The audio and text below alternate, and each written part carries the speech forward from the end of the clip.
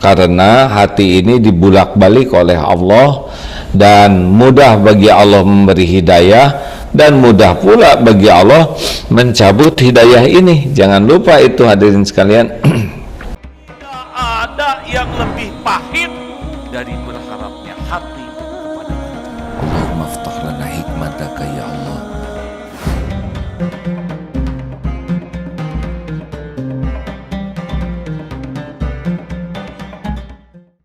Assalamualaikum warahmatullahi wabarakatuh.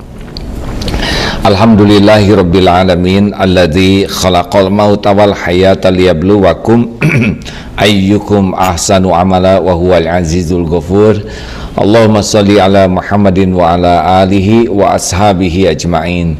Rekan-rekan, tahu kan doa yang paling sering dibacakan Rasulullah sallallahu alaihi wasallam menurut Ummu Salamah? Doanya adalah ya muqallibal qulub tsabbit qalbi ala dinik. Duhai Allah yang membulak-balik hati, tetapkan hati ini dalam agamamu. Kenapa? Karena hati ini dibulak-balik oleh Allah, dan mudah bagi Allah memberi hidayah, dan mudah pula bagi Allah mencabut hidayah ini. Jangan lupa itu hadirin sekalian. Kita lihat ada sikap-sikap yang kita saksikan di sekitar kita. Ada orang yang dari tidak mengenal Islam diberi hidayah oleh Allah, jadi mengenal Islam, bahkan menjadi taat. Dan kita juga pernah menyaksikan ada orang yang asalnya diberikan hidayah Islam lalu dicabut. Kalau yang mendapatkan hidayah namanya mu'alaf, kalau yang keluar itu namanya murtadin, orang yang keluar ya, yang murtad. Nah, kita ini sesungguhnya ada dalam pengawasan Allah setiap saat, bisa ditambah iman, bisa dikurangi, bisa diteguhkan, bisa diambil. Nauzubillahi min dzalik. Maka sebetulnya posisi kita sangat tidak aman. Mengapa? Karena akhlak kita, ibadah kita belum serius, sangat nauzubillahi min dzalik. Salat kita sering tidak khusyuk, amal kita sering kurang ikhlas. Makanya penting sekali bagi kita untuk menyadari betapa mahalnya nikmat iman ini, dan betapa kita harus sangat serius menjaganya. Bagaimana menjaga nikmat iman ini? Ya, kalau kita tahu sesuatu berharga, kita akan jaga. Nah, salah satunya adalah bagaimana kita mengetahui betapa berharganya nikmat hidayah ini adalah dengan memperhatikan bagaimana sulitnya orang dapat hidayah ini. Ini mengajak kalau teman-teman memang punya waktu untuk melihat tayangan YouTube, salah satu yang bisa disaksikan adalah bagaimana orang-orang mendapat hidayah Islam. Waduh, gitu ya, luar biasa mereka bersyukurnya. Nah, kita lihat kita kurang bersyukur, malah kita lebih banyak bertengkar dengan sesama umat Islam itu sendiri.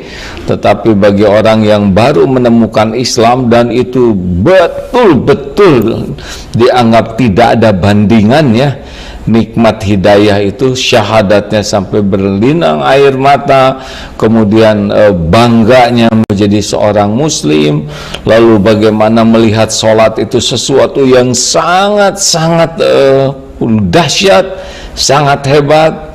Lalu mereka juga merasakan Al-Quran itu betul-betul petunjuk ya, sehingga mereka tidak mau lepas sehari pun membaca terjemah Quran, karena mereka rata-rata belum bisa bahasa Arab. Dan ini melampaui yang dilakukan oleh orang Islam yang umum ya. Kita sering tidak bersyukur dengan keislaman kita, juga kadang banyak minder dengan keislaman kita, lebih bangga dengan atribut, lebih bangga dengan budaya yang tidak islami dan kita minder sebagai orang Islam, sedangkan yang mu'alaf itu begitu bangga. Kita menganggap remeh Al-Quran, jarang baca, kalinya dibaca terjemahnya juga kita tidak luangkan waktu, sedangkan saudara-saudara kita yang mu'alaf tuh betul-betul tiap hari tuh baca Quran, baca terjemahnya. Mereka juga merasakan sholat itu sesuatu yang luar biasa katanya, sampai aduh mau keluar dari masjid juga berat, sayang waktu untuk minta ampun, waktu untuk meminta, memohon. Wah, ini AA menyimak beberapa tayangan itu sangat inspiratif, yang membuat kita ini seharusnya sangat serius dengan nilai hidayah yang Allah berikan, dan harusnya sangat takut dengan kehilangan hidayah. Nah, rekan-rekan, yang menarik ini adalah yang AA banyak simak ya di YouTube itu adalah syariatnya orang mendapat hidayah itu banyaknya, dominannya adalah bukan karena didakwahi, bukan karena ceramah seperti ini. Ternyata yang AA dapatkan, walaupun ada yang dengar ceramah ya, tetapi yang sebagian besar itu karena pernah berinteraksi dengan orang Islam yang memiliki akhlak mulia. Ini dia ya, jadi ternyata hidayah itu tidak harus datang dari ustadz, dari penceramah, dari yang menyebutkan beraneka dalil, tetapi saksikan macam-macam itu ya. Ini salah satunya ya, bahwa ada satu suami istri yang sedang berangkat ke Turki, menyewa mobil nih, sampai di suatu daerah di kampung sudah gelap, mencari penginapan tidak ada, belum ketemu.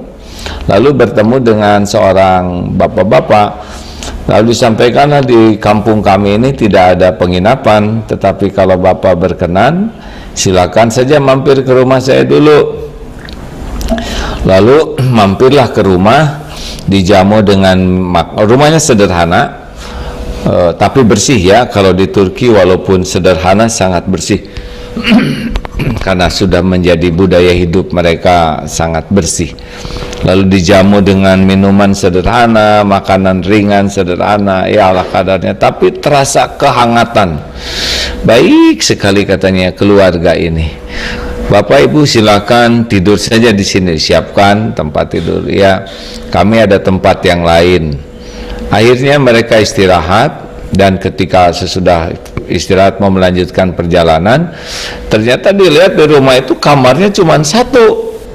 Wah, jadi di mana ini tuan rumah? Ketika dibuka, Masya Allah, ternyata ini ada videonya ya.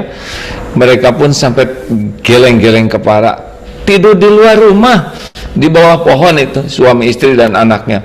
Padahal di luar sudah mulai mendekati musim dingin, jadi mereka berselimut kedinginan. Mengapa engkau lakukan ini, Pak? Kayak sampai yang baru dikenalnya jawab, kami ini seorang muslim, kami harus memuliakan tamu, bukan menjamu ya, memuliakan tamu. Beda menjamu dengan memuliakan. Menjamu itu salah satu dari sikap memuliakan tamu. Memuliakan tamu itu di atas menjamu tamu. Nah rekan-rekan sekalian, dengan adanya ini si bapak ini Masya Allah dengan ibu tuh, waduh luar biasa Islam itu. Benar-benar tidak pernah ditemukan ada adab seperti ini di negerinya ya, di Amerika. Kemudian dia pulang, dia belajar, dan akhirnya wah luar biasa keluarga ini. Tidak banyak menceritakan dalil, tetapi pribadinya sudah menjadi bukti. Banyak. Bahkan kemarin kan yang diceritakan satu ya, satu lainnya adalah ya bertemu dengan seorang pedagang. Ini bahkan ini pencuri, ini nyata ya, karena ada laporannya menjadi populer di Amerika ini, yaitu tentang perampok